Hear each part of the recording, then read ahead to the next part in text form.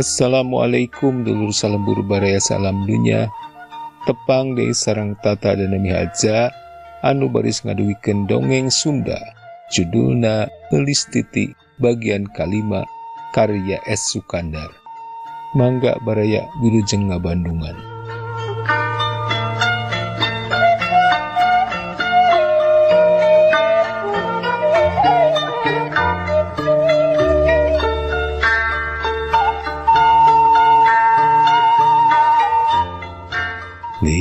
Eulis, hal eta mah teu kedah dibejar-biaskeun deui. Walon Sudrajat bari ngusapan sirah Eulis Titi nu nyuuh dina lahunanana. Engkang, upami lares kitu, nahan teu langkung sae upami urang enggal ingkah ti dieu. Margi Eulis palantos teu kiat. Alim engkang, alim Eulis teh kedah patebi sareng engkang. Eulis Titi melas-melis cerikna dipengkek nu kadenge ukur ing hakna. Eulis, lebah dieu engkang kapaksa mondah, margi eta kalakuan kitu teh kirang sae. Boh keur engkang komo kanggo Eulis mah awon pisan kasebatna.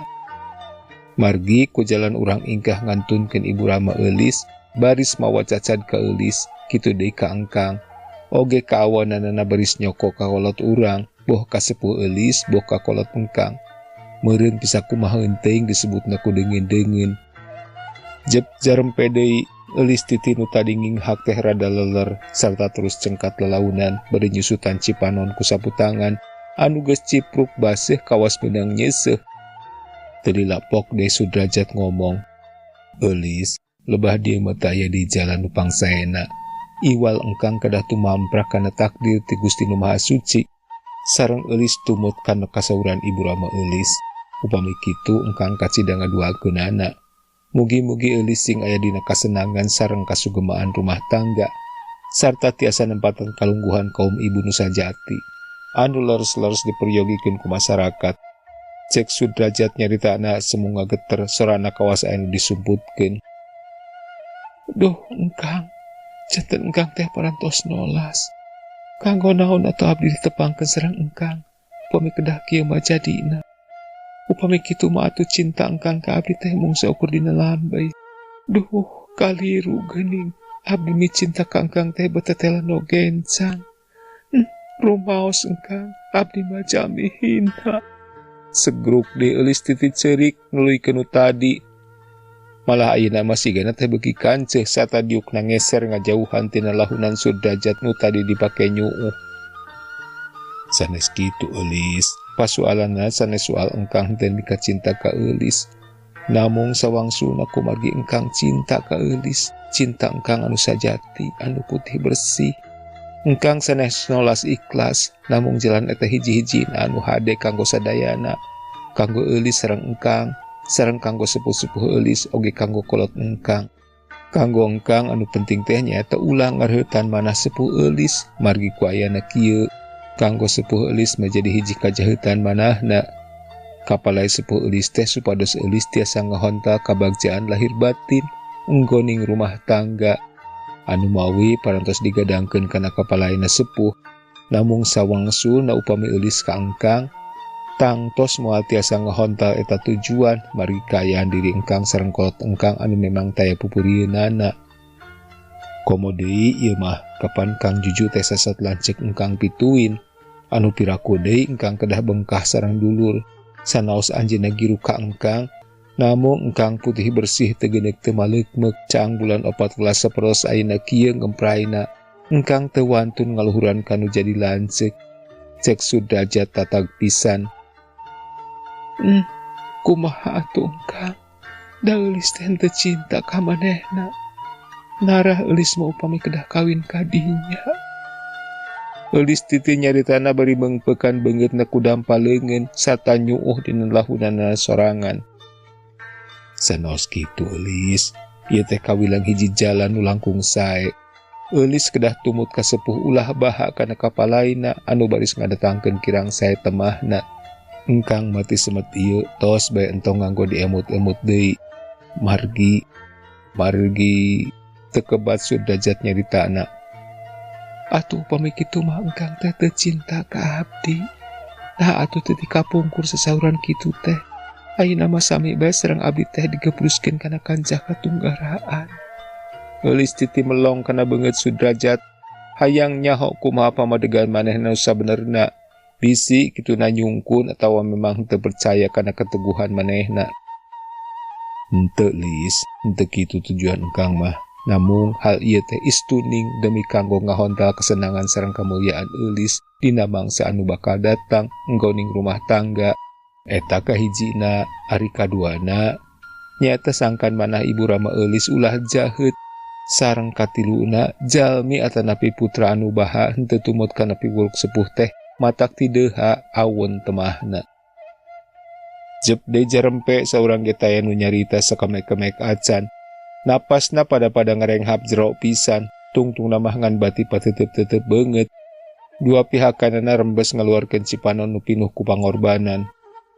Upami kitu mah atuh engkang teh parantos teu kagungan manah cinta deui ka Eulis. Eulis Titi bari nyusutan cipanonna nyarita anu ngageuri karasana ku hate Sudrajat mah seolah-olah jarum anu nusukan hatena. Lis, Eulis ulah lepat hartos. Pangna engkang kieu teh kumargi engkang cinta ka Eulis. Cinta engkang ka Eulis cinta anu sajati sareng anu munggaran pisan. Bumi sareng langit saksi lahirna. Pangeran Maha Kawasa saksi batina.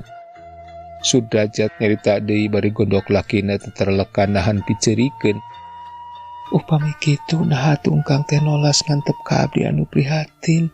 Anu kanggo Eulis mahal ieu teh mangrupi kiamat. Asa teh gunana Eulis hirup oge. Eulis Titi nyarita anak kawas anu geus pegat pangharepan. Sawangsulna nah Eulis leres cinta ka engkang. Sudrajat malik nanya siga nu geus beak hojah. Engkang masih kene ham-ham kana kacinta Eulis ka engkang. Mangga Eulis ridho geura bedel bilih leres hate Eulis ngijing sila bengkok sembah. Engkang nah halali deui kana lambang urang silih pika cinta anu dibuktoskeun dina lahirna kembang eros teh. Eulis, engkang masih kena seger ingetan. Namun upami leres Eulis cinta ka engkang. Eulis kedah tumut kana karep engkang. Engkang, bucing-bucing badan sakujur Eulis dipikapalai ku engkang anu bari sakedet netra disanggakeun. Sanaos nyawa, mangga teh teuing Eulis moal baha asal engkang anu mikapalaina. Eulis Titi mencrong ka Sudrajat ngadago walona naon deui anu baris disodorkeun ku Sudrajat. Memeh pok nyarita teh Sudrajat manipeureum jeung ngahulang meneng salila-lila. Teu karasa kumanehna yen tina juru-juru panonna nyerak celakan cipanon nuting borelak herang. Da sanajan kumaha bae oge hatena tetep ngarasa berat ka Eulis Titi teh. Tapi lamun ras deui kana beratna yang hareupan kanu jadi lanceukna nyaeta Den Juhana anu memang geus meunang simpati tinu jadi ibu ramana Eulis Titi. Hatena ngaleket teh sabab tangtu bakal jadi huru-hara mun ceug hal ieu ditarajang teh. Kapan cancan anan jadi geus sidik manehna jadi korban kaseceubna Juhana anu lain bae tina soal Eulis Titi. Tapi oge aya patula patalina jeung masalah warisan ti bapana anu nepi ka kiwari digenggam ku Juhana.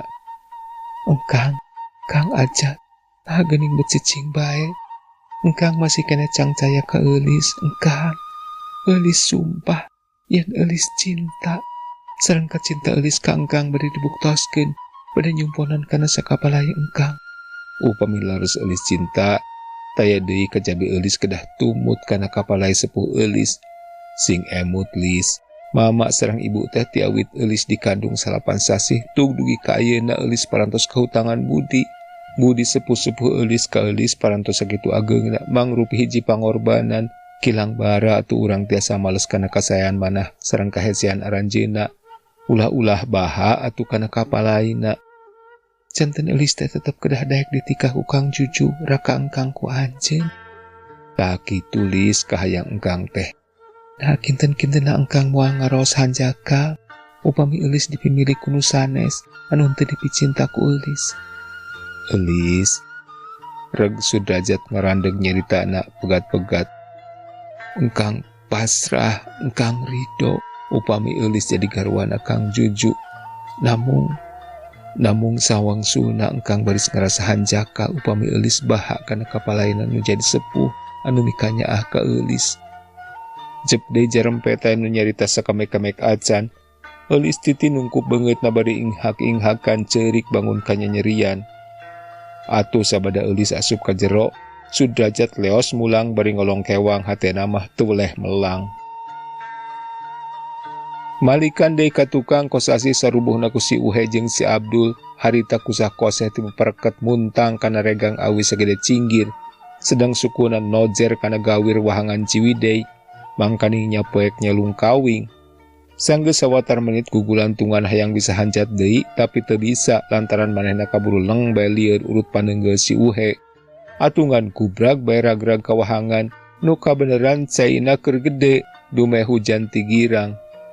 Barang gujubar atuh kerlep kosasih ti teulem, tapi untungna kaburu inget deui, sanajan lebah dinya jero wahangan Ciwidey teh, manehna maksakeun maneh ngojai ka sisi sosoloyongan neangan nu rada datar. Kusabab peuting kacida poekna mangkaning sasat kabulusan dume aya 2 jam na kakeum ku cai. Kosasih memehan teu bisa nuluykeun lumakuna, tapi kersaning nu maha kawasa, dumadakan teh jol bae kai sagede pingping palid ti girang sasat nyampeurkeun ka kosasih anu geus lungse, atuh terus bae dipuntangan. Jadi ayeuna mah manehna teu kudu ngojay meakeun tanaga. Duka sakumaha lilana ngan catang teh jol-jol soloyong bae ka sisi kanu deet. Atuh kosasih oge harita bisa napak sukuna kana keusik, cul catang dilesotkeun, manehna tuluy ka sisi ngarandang bluk nyuuh, les bae teu inget di bumi alam. Kira-kira sawatara jongjongan kituna teh, nyah manehna inget deui dumeh kaseblokan ku cai wahangan, nu harita ngagedean bari jumarig jeug kosasih maksakeun maneh hanjat kanu rada garing, sanajan bari jeung tiris lantaran pakaiannya jeblognya baraseuh ran cucut, malah saroweh urut ti kakarait, kosasih kebat lempangna. Dur bedug subuh, kosasih kakara nepi ka imahna. Sadatangna ka imahna sanggeus cucul-cucul ganti pakaian, dug manehna sare bari ngarasakeun kanyeri jeung katiris. Pikiranna anu tadi sajroning lempang teu boleh inget bae kana kekecapan 2 jelema nu megat sarta ngaroga hala manehna nu nyebut-nyebut perkara eulis titi. Harita males bae kapobohokeun ku ngarasakeun kanyerina tea. Sapoe eta mah kosasih henteu indit-inditan, atuh pausahaanana ditungguan ku pagawena Jang Rosid. Pas sore kosasih ngalangi di tepas imahna. Kanyeri urut peuting teh ayeuna mah geus leungit. Aing teh can naon-naon jeung eulis titi, tapi ayeuna sesat geus jadi korban lantaran salian ti aing oge aya nu hayangeun ka eulis titi anu bisa jadi jelema anu gelut jeung aing peuting tadi teh titahanana nu mikah hayang ka eulis titi. Wah, mal alang kumaha palang ayeuna mah. Mun geus jag-jag rek dicoba sakalian ditanyaan. Eta cenah ditampi kari kumaha engke, atuh ditarima nya syukur. Kitu geurentesna hate kosasih sajeroning ngalamun ditepasna. Sabab nu kaalaman peuting teh mangrupa panghinaan ka diri aing lalaki. Naha dina soal kieu make kudu mundur. Isukna deui isuk-isuk keneh kosasih geus kenceling indit ti imahna ka soreang. Maksudna rek nempo heula pausahaanana di soreang jeung ditipkeun ka Jang Rosid pikeun sawatara waktu lilana sajero manehna boga urusan anu aya patalina jeung eulis titi. Pabebeurang sabada rengse nitipkeun pausahaanana ka Rosid, leos manehna ka Cigembreng kalawan henteu loba carita deui bus ka pakaranganana Bumi Juragan Sastra. Sabada keketrok jeung pupuntenan, brai panto dibuka ti jero ku Ibu Sule satapokna. Ae geuning Cep engkos, mangga linggih Cep. Mangga Bu, kumada ramang sadayana. Cek kosasih bari memandapan hadap asor. Parantos Cep kumaha sawangsulna, cek Ibu Jule galeh geh pisan. Pangesto Bu, dupi mama aya linggih kitu, kosasih malik nanya deui. Aya Cep kantosan sakedapnya, sareng mangga linggih-linggih bae lanan. Leos Ibu Jule ka tukang bari gegeroan kacarogena nu keur aya di tukang keur menerkeun pancuran di balongna. Mama, itu aya tamu, enggak geura. Ibu Jule ngagero. Tamu saha ibuna? Juragan Sastra cengkat bari ngalieup. Itu aya Cep kosasi, meureun aya perlu atawa rek naon, payunan lanan. cek Ibu Jule bari sup deh ka dapur. Juragan sastra barang adanya yen ayat cep kosasih, hatena jadi ratug. Dumeh datang teh tangtu aya urusanana jeung perkara nu jadi putrana nyaeta eulis titi. Tulila juragan sastra geus nyang hareupan kosasih bari silih tanya jeung silih bagiakeun dereng ngawangkong perkara-perkara kahirupan sapopoe anu masing-masing karandapan sarta geblos kana perkara eulis titi. Dupi eulis angkat ka mana mama teu katinggal-tinggal. Kosasih nanya beri luak lieu ka jero pedah tadi aya nu ngajorelat ari sohoreng teh si memeh lanjangna. Si eulis teh cep nuju rada udur cenah. Walon juragan sastra bangun aya nu dikilungan. Teu damang kasawat naon mama sareng parantos lami kitu. Aya meureun 3 poe mah cep. Eta we meureun kasakit ayeuna salesma da geuning keur usumna. Sabot keur ngobrol kitu jol deh Ibu Jule milu masamuan di dinya. Sarta atuh der deh ngawangkong beuki rame. Ngantina perkara eulis titi mah jadi beuki jauh. Kosasih redahan jelo oge dina hatena dumeh samemehna Ibu Jule milu ngobrol. Asa geus darukeut pisan kanu dipimaksud teh. Tapi ayeuna asa ngajauhan. Dumeh dibawa ku kuridingan ku wangkongan-wangkongan anu memang ku Ibu Jule dibalibirkeun. Sangkan ulah nyabit-nyabit perkara eta. Babaku nama Ibu Jule teh henteu doa ka kosasih. Dupe eta kunaon cep? Rarai manis semoga reuneu kitu. Ibu Jule tadina hayang nyelenggorkeun obrolanana anu ngajauhkeun karepna kosasih jeung eulis titi. Tapi hal ieu jadi hiji kasempetan pikeun kosasih mah. Ieu sumohon Bu, abdi teh aya nu neunggel. Walon kosasih semu asa-asa nyaritakeunana. Kunaon kitu cep nganggo aya nu neunggel sagala? Juragan sastra nanya bangun dari anaker. Sumuhun mama, ieu teh wengi kamari. Untung bae abdi aya keneh nasib sae da cacakup pame awo nasib mah. Wa parantos dikubur atanapi jadi bugang di wahangan. Walon kosasih nyaritana rada sewot lantaran kajurungku kakeuheuh. Nah kumaha ngawitanana eta teh cep? Ibu Jule nanya bangun kaget pisan. Trek daku kosasih diterangkeun imeut pisan nyaritakeunana. Ti mimiti dipegat sarta dergelut dihurup nepi ka manehna ngalaman kasoran sarta antukna ti gebrus ka wahangan Ciwidey. Malah oge dicaritakeun deh yen waktu manehna gelut teh disebut-sebut menjadi pasualan mah kira-kira anu aya patalina jeung eulis titi. Dumeh harita oge kapan diancam jeung lamun hayang salamet ulah mika hayang eulis titi. Barang ngadenge dongeng kosasih kitu teh teu kira-kira luasanana juragan sastra jeung Ibu Jule cek hatena.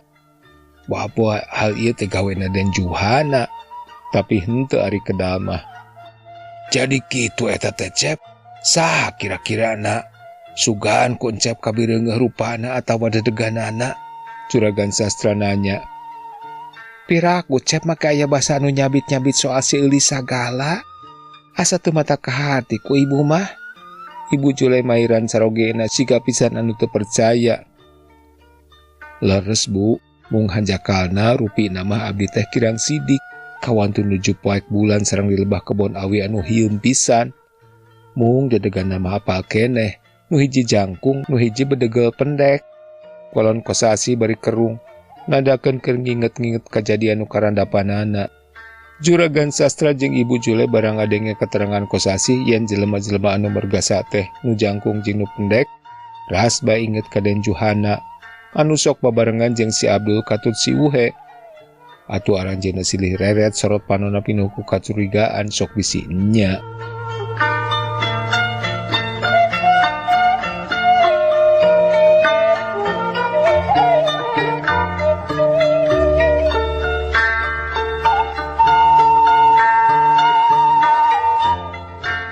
Cek baraya di kadieu heula dongeng Sunda anu judulna Eulis Titi bagian kalima karya S. Sukandar.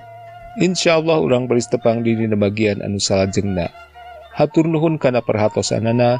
Tata dan Miharja pamit permios.